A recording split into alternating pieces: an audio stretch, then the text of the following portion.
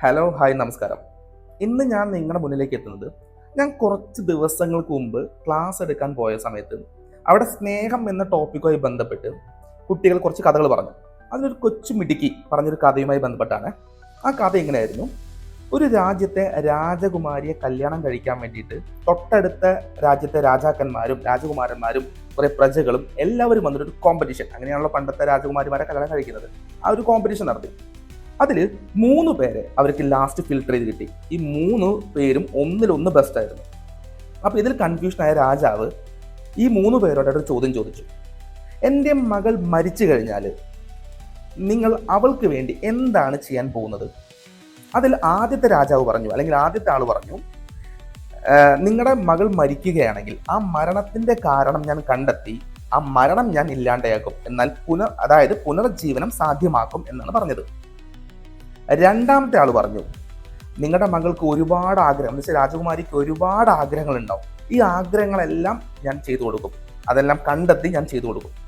മൂന്നാമത്തെ ആൾ പറഞ്ഞു, മകൾ മരിച്ച് എവിടെയാണോ അടക്കം ചെയ്യുന്നത് ഞാൻ ശിഷ്ടകാലം അവിടെ അവളുടെ കൂടെ ജീവിക്കും, അത് എന്ത് അവസ്ഥയിലാണെങ്കിലും ഞാൻ അവളുടെ കൂടെ ജീവിക്കും എന്ന് പറഞ്ഞു. ഇതിൽ രാജാവ് പറഞ്ഞു, ആദ്യം പറഞ്ഞിരിക്കുന്നത്, അതായത് ഈ പറഞ്ഞിരിക്കുന്ന മരണത്തെ ഇല്ലാതാക്കുകയും പുനർജീവനം സാധ്യമാക്കും എന്ന് പറഞ്ഞ ആള് ഒരു രക്ഷകർത്താവിന്റെ, എന്ന് വെച്ചാൽ അച്ഛനും അമ്മയും ഒന്ന് അടങ്ങുന്ന ആ ഒരു പാരന്റിങ്ങിന്റെ ജോലിയാണ് ചെയ്യുന്നത് എന്നാണ് പറഞ്ഞത്. രണ്ടാമത്തെ ആള് ചെയ്തത് ആഗ്രഹങ്ങൾ സാധ്യമാക്കും എന്നല്ലേ പറഞ്ഞത്.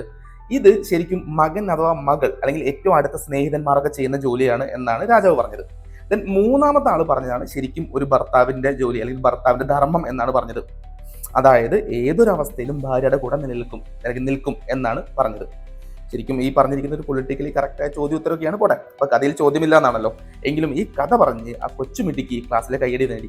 എന്നിട്ട് അവൾ എന്നോടൊരു ചോദ്യം ചോദിച്ചു, പക്ഷെ മരിച്ചു കഴിഞ്ഞാലും ആ ബോഡിക്ക് ഒന്നും പറ്റാണ്ട് നമുക്ക് നിലനിർത്താൻ സാധിക്കുമോ? അല്ലെങ്കിൽ ആ ബോഡിക്ക് ഒരു പോറൽ പോലും പറ്റാണ്ട്, ബോഡിക്ക് നശിക്കാണ്ട് വർഷങ്ങളോളം നിലനിർത്താൻ സാധിക്കുമോ?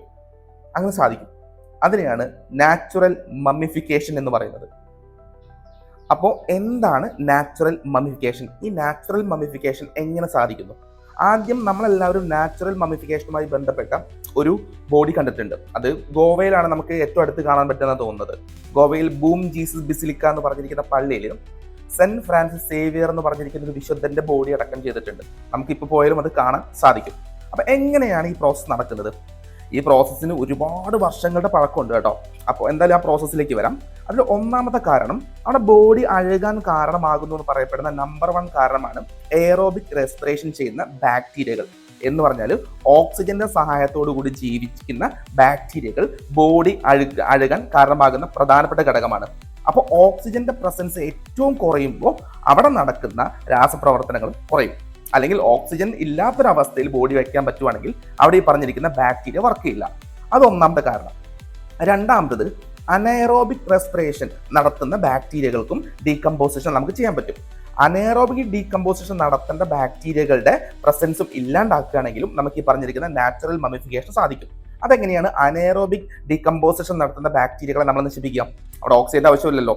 അന്ന് പ്രധാനമായിട്ടും ഈർപ്പമില്ലാത്ത സാഹചര്യം, രണ്ടാമത് സലൈനിറ്റി കൂടിയ, അതായത് ഉപ്പിന്റെ അംശം കൂടിയ സാഹചര്യം, അല്ലെങ്കിൽ ഭയങ്കര കോൾഡായ ടെമ്പറേച്ചർ, ഈ ഭാഗങ്ങളിലൊക്കെ ഈ പറഞ്ഞിരിക്കുന്ന ബാക്ടീരിയകളോ മറ്റും പ്രവർത്തിക്കില്ല. അപ്പോൾ എയറോബിക് റെസ്പിറേഷനുള്ള ബാക്ടീരിയകളെ നശിപ്പിച്ചാലും അനൈറോബിക് റെസ്പിറേഷനുള്ള ബാക്ടീരിയകൾ നശിപ്പിച്ചാലും നാച്ചുറൽ ഡീകമ്പോസിഷൻ നടക്കുകയില്ല. ആ ഒരു കണ്ടീഷനിൽ എത്ര വർഷങ്ങൾ, എത്ര കാലങ്ങൾ വേണമെങ്കിലും നമുക്ക് ഈ നാച്ചുറൽ മമ്മിഫിക്കേഷനെ മുന്നോട്ട് കൊണ്ടുപോകാൻ സാധിക്കും.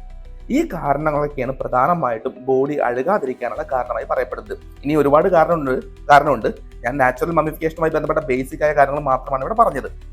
അപ്പൊ ആ പെൺകുട്ടി ചോദിച്ച ഒരു ചോദ്യം ഇതായിരുന്നു. രണ്ടാമത്തെ ചോദ്യമായിരുന്നു, മരണമില്ലാണ്ടാക്കാൻ സാധിക്കുമോ എന്നുള്ളത്. മരണമില്ലാണ്ടാക്കാൻ സാധിക്കുമോ എന്നുള്ളത് മറ്റൊരു ടോപ്പിക്കാണ്. നമുക്ക് മറ്റൊരു വീഡിയോയിൽ കാണാം. അപ്പോൾ ഞാൻ നിർത്തുവാണ്. Thank you.